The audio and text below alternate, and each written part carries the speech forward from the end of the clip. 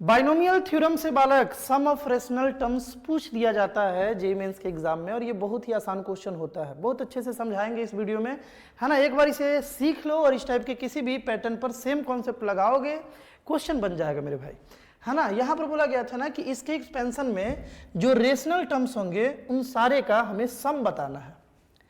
तो ऐसे किसी भी क्वेश्चन के लिए बालक सबसे पहले हमें जनरल टर्म लिखना होगा। जनरल टर्म हम लोग जानते हैं TR+1 जो है वो 10CR, क्योंकि यहाँ हाईएस्ट पावर 10 है ना, तो ये 10CR हो गया। और उसके बाद √2 का पावर 10 - R और फिफ्थ √3 है बालक, फिफ्थ √3 है, इसका पावर R हो जाएगा। ये इसका जनरल टर्म हुआ।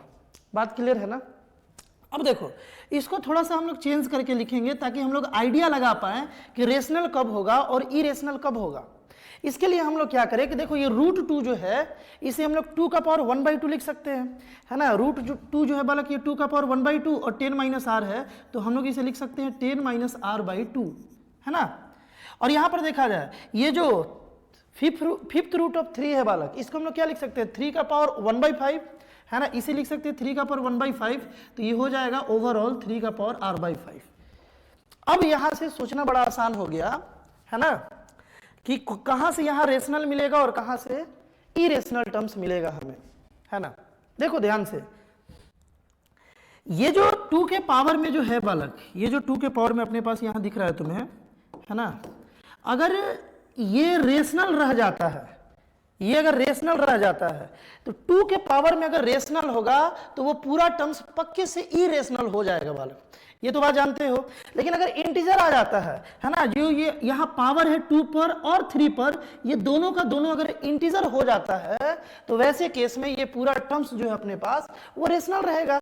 जैसे 3 का पावर अगर 2 रहे, यहाँ भी 2 का पावर 2 रहे, लेट, तो ये 4 बनेगा, ये 9 बनेगा, ओवरऑल टर्म्स रेशनल बन जाएगा।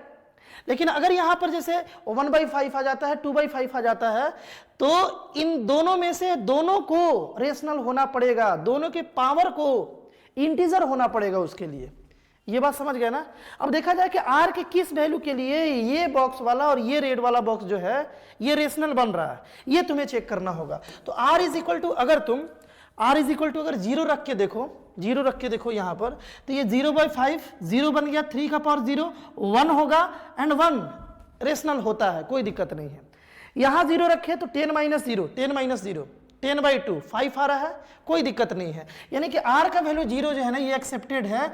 R के वैल्यू 0 पर ये ओवरऑल जो है ओवरऑल रेशनल टर्म मिलेगा हमें। और भी वैल्यू रखो, अब R का वैल्यू 1 2 3 4 तो रख नहीं सकते, 1 2 3 4 रखोगे तो ये रेशनल हो जाएगा पावर। अगर ये रेशनल होगा तो ओवरऑल टर्म इरेशनल हो जाएगा, रेशनल नहीं रहेगा।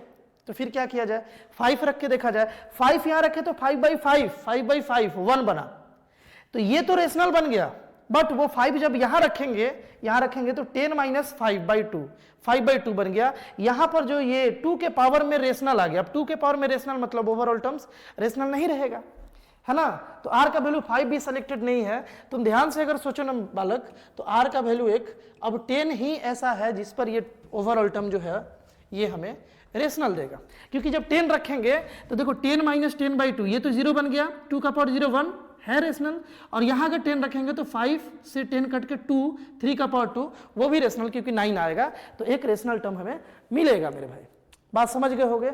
अब R के इन दोनों वैल्यू पर 2 टर्म्स हमें मिलेगा और वही दोनों टर्म्स रेशनल होगा, तो उन्हीं का सम निकालना है। सम ऑफ ऑल रेशनल टर्म्स हमें बताना था इसके एक्सपेंशन में। तो हम लोग नोटिस किए कि 2 ही वैल्यू पर वो रेशनल दे रहा है। चलो R का वैल्यू अगर हम लोग 0 पुट करते हैं, यहां जब 0 पुट किए तो भाई ये T1 यानी कि जो पहला टर्म है वो हमें रेशनल मिल रहा होगा। अब R के प्लेस पर 0 पुट करना था ना, तो देखो कितना आ गया, ये आ गया 10C0। यहां जब हम 0 पुट किए तो 10 - 0/2 यानी 2 का पावर 5 हो गया, और इंटू 3 का पावर 0 हो गया, तो यहां से अपने को 32 मिला, क्योंकि 10C0 1 2 का पावर 5 और 3 का पावर 0 यानी कि 1 2 का पावर 5 32 हो गया। आगे बालक आगे R का वैल्यू जब हम लोग 10 लिए तो ये T11 बन गया ना। देखो यहाँ 10 रखे तो T11 बन गया, यहाँ भी 10 रखा जाए तो ये बन गया अपने पास 10C10, है ना, 10C10। R का वैल्यू 10 पुट कर रहे हैं, ये तो 2 का पावर 0 बन गया, 2 का पावर 0। और यहां पर देखा जाए तो ये 3 का पावर 10/5 यानी 3 का पावर 2 हो गया, तो ये ओवरऑल टर्म हम लोगों को 9 मिल गया, है ना। तो 2 टर्म, एक 11वां टर्म रेशनल यानी कि 9 देगा हमें, और एक पहला टर्म दैट इज 32 देगा। तो इन दोनों टर्म्स को अगर हम लोग ऐड कर दे वही अपना आंसर होगा, यानी कि 32 + 9 यानी कि 41 विल बी द बालक right answer. Most important question for JEE mains.